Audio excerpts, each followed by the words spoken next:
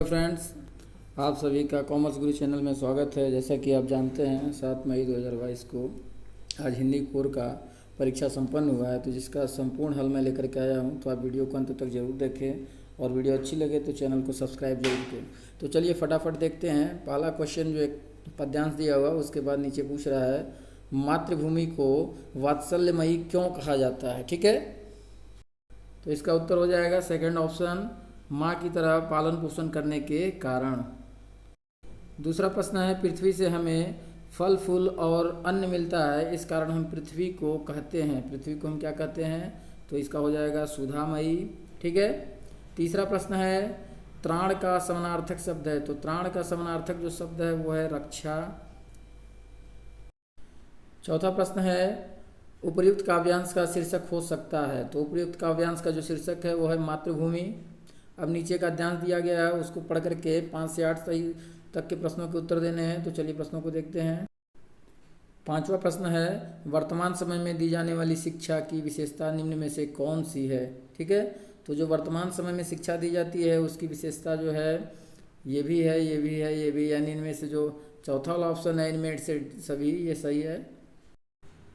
अगला प्रश्न है आज पढ़ा लिखा युवक अपने जीवन का बहुमूल्य समय कहाँ नष्ट कर देता है, तो अपने बहुमूल्य का जो है कि नौकरी खोजने में नष्ट कर देता है। अगला प्रश्न है भारतीय विद्यार्थी को दी जाने वाली शिक्षा का प्रथम सोपान क्या है, तो प्रथम सोपान जो है वह है शिक्षा की उपयोगिता या शिक्षा का आवश्यक। ठीक है, शिक्षा जो आवश्यक हो, तो 7 का 2 हो जाएगा।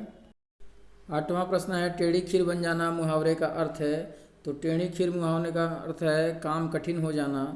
अगला खंड ख है नवा प्रश्न जनसंचार के लिए अंग्रेजी में कौन सा शब्द प्रयोग किया जाता है, तो इसका उत्तर हो जाएगा मास कम्युनिकेशन। 10वां प्रश्न प्रिंट माध्यम के आविष्कार का श्रेय किसको है, तो इसका श्रेय जो हो जाता है गुटेनबर्ग को। 11वां प्रश्न है संचार के मुद्रण माध्यम में किसे शामिल किया जाता है, तो संचार के मुद्रण माध्यम में समाचार पत्र पत्रिकाएं पंपलेट्स इन सभी को शामिल किया जाता, तो हो जाएगा इनमें से सभी। 12वां प्रश्न है एक सफल संपादक में कौन सा गुण अपेक्षित हैं, तो इसमें भी अभिप्रेरणा मेधा और निपुणता ये सभी होने चाहिए। ठीक है, तो 12 का भी चौथा सही है। अगला प्रश्न है भारत में सिनेमा जगत का प्रमुख केंद्र स्थल है, तो सिनेमा जगत का जो प्रमुख केंद्र स्थल है वो है मुंबई। फिर अगला है संवाददाता को और किस नाम से जाना जाता है, तो उसको हम लोग रिपोर्टर के नाम से जानते हैं। अगला प्रश्न है छापाखाना का आविष्कार किस देश में हुआ, तो हम जानते हैं छापाखाना जो है सबसे पहले चीन में आविष्कार किया गया छापाखाना का।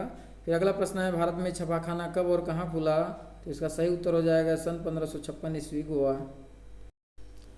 अगला प्रश्न है समाचार लेखन में कितने ककार होते हैं, तो इसमें जो होते हैं 6 होते हैं। 18वां प्रश्न है जनसंचार के आधुनिक माध्यम में सबसे पुराना माध्यम है, तो जो सबसे पुराना माध्यम है वो अखबार है। खंड ग दिया है जो पाठ्य पुस्तक से एक पद्यांश है, उसको पढ़ करके 19 से 22 तक के प्रश्नों को उत्तर देने हैं। तो हम लोग फटाफट प्रश्नों को देखते हैं। प्रस्तुत गद्यांश के रचयिता कौन है। ठीक है, 19वां प्रश्न पूछ रहा है प्रस्तुत पद्यांश के रचयिता, तो जो इसके रचयिता हैं वो हैं मीराबाई। अगला प्रश्न है कुल की कहानी का अर्थ क्या है, तो जो कुल की कहानी का अर्थ है उसका अर्थ है परिवार की मर्यादा। 21वां प्रश्न है किसके निकट रहकर मीरा ने लोक लाज खोई, तो इसका उत्तर होगा संत। अगला प्रश्न है प्रेम बोली में कौन सा अलंकार है, तो जो प्रेम बोली है उसमें रूपक अलंकार है। ठीक है, रूपक अलंकार। फिर अगला प्रश्न है कबीर की भाषा में कबीर की भाषा कौन सी है, तो जो कबीरदास की भाषा थी वो सधुक्कड़ी थी। अगला प्रश्न कबीर ने परमात्मा की उपस्थिति कहाँ बताई, तो कबीर ने परमात्मा की उपस्थिति सृष्टि के कण कण में हर जीवों में बताई। अगला प्रश्न है 25वां मीराबाई के गुरु कौन माने जाते हैं, तो जो मीराबाई के गुरु थे वो थे तुलसीदास। ठीक है। 26वां प्रश्न है वे आंखें कविता में किसान की पीड़ा के लिए किन्हें जिम्मेदार बताया गया है, तो उसमें संपूर्ण व्यवस्था को जो है कि जिम्मेदार बताया गया है।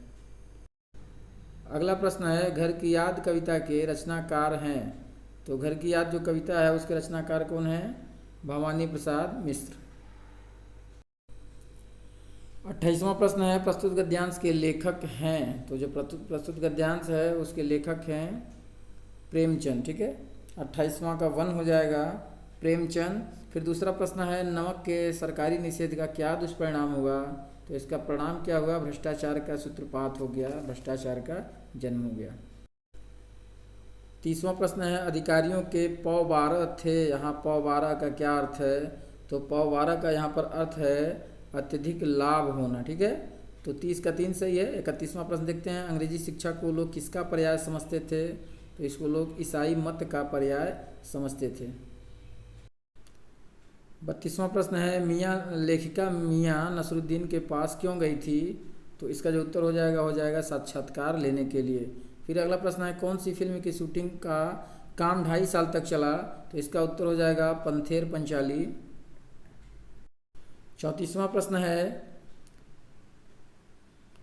अपू के साथ 2.5 साल नामक संस्मरण मूल रूप में किस भाषा में रचित है, तो ये मूल रूप से बांग्ला में लिखा गया है। फिर है पंडित अलोपीदीन किस कहानी का पात्र है, तो ये हो जाएगा नमक का दरोगा जो मुंशी प्रेमचंद के द्वारा रचा गया है। मियाँ नसरुद्दीन ने किस विधा की रचना है, तो ये हो जाएगा आपका उत्तर चौथा वाला संस्मरण। 37वां प्रश्न राजस्थान की रचत बूंदे पाठ के रचनाकार हैं, तो इस पाठ के जो रचनाकार हैं वो हैं अनुपम मिश्र। 38वां प्रश्न है राजस्थान की रेत की क्या विशेषताएं हैं, तो इसकी जो विशेषता है ये तीनों हैं, तो इसका जो सही उत्तर हो जाएगा इनमें से सभी। प्रश्न संख्या 39 पालर पानी किसे कहते हैं, तो जो पालर पानी होता है उसको हम भूजल को कहते हैं। फिर है 40वां प्रश्न चेलवांजी अपने सिर की रक्षा कैसे करते थे, तो वे धातु के बर्तन की टोप से अपनी रक्षा करते थे। तो इस प्रकार हम लोगों ने आज जो जैक बोर्ड द्वारा हिंदी कोर का 11वीं क्लास का प्रश्न पत्र था उसके संपूर्ण हल को हम लोगों ने देखा और समझा। तो यदि आपको वीडियो अच्छी लगी हो तो चैनल को सब्सक्राइब जरूर करें और ऐसे ही उत्तर पाने के लिए नोटिफिकेशन प्राप्त करते रहें।